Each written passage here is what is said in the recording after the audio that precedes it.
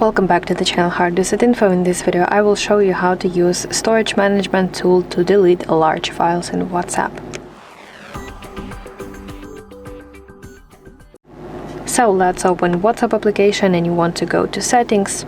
Now let's open section storage and data, and here at the very top of your screen of this menu you will find this manage storage button. And here you will see visual storage bar that displays how much space WhatsApp media is using on your phone. And then you will see a section that is named larger than 5 megabytes.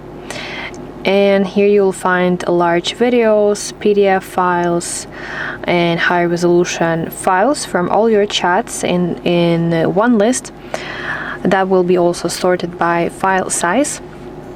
And then you can select and delete files.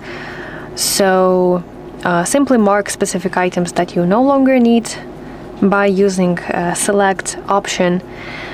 And after that, when you select some files that you no longer need, you can tap trash bin icon.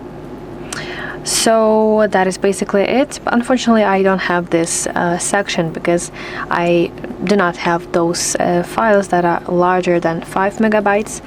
So yeah, that is basically it. Thanks so much for watching this video. If this was helpful, please leave a like and subscribe to our channel for more content like this, and I will see you in the next video.